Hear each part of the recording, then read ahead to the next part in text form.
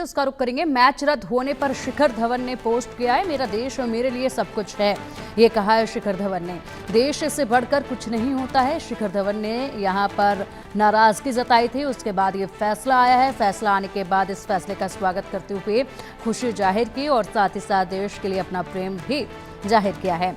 मनोज जी, जाहिर सी बात है यहाँ पर तमाम फैंस के साथ साथ अब जो स्पोर्ट्स पर्सन्स हैं या फिर कहें कि हमारे जो खिलाड़ी हैं वो भी काफ़ी खुश हैं, क्योंकि लगातार नाराज़गी वो जता रहे थे कि जब कंडीशंस पता हैं, हालात पता हैं, बावजूद इसके इस तरह के मैच को आयोजित कराने का कोई मतलब नहीं बनता है। हालांकि इस पर अब फैसला आया है तो खुशी भी जाहिर की जा रही है। जी हाँ, बिल्कुल। शिखर धवन जो कि इस टीम के सदस्य थे और उन्होंने जो ट्वीट किया है, क्योंकि जैसा मैंने आपको बताया कि उनके तो शाहिद अफरीदी के साथ ट्विटर वॉर बहुत लंबे समय से चल रही थी।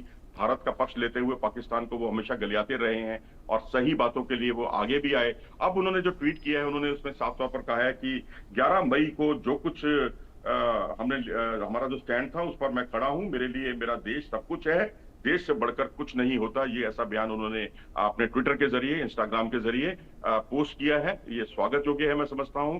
और बाकी और खिलाड़ियों ने, जैसे हरभजन सिंह ने त्वरित फैसला किया, इसकी पुष्टि हमने कल रात को ही कर दी थी। और उसके अलावा फिर पठान बंधु भी आगे आए। तो अब सवाल है कि बाकी सभी खिलाड़ियों ने एक साथ इसकी जो है भर्त्सना क्यों नहीं की। सवाल यहाँ पर देखो, कई भी ये सवाल भी खड़े होंगे। मैच रद्द हो जाना ही इसका समाधान नहीं है।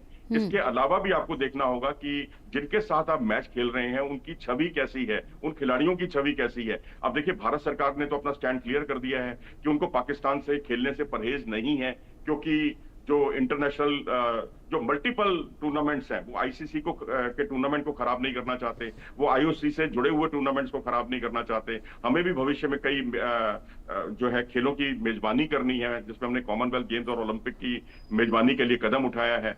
लेकिन इसका मतलब ये नहीं है कि जो विवादास्पद बयान देने वाले लोग हैं वो हमारे साथ, हम उनके साथ खेलें, उनके साथ अपनी मित्रता बढ़ाएं और वो हमें गलियाते रहें और हमारी इंडियन आर्मी पर सवाल खड़े करते रहें।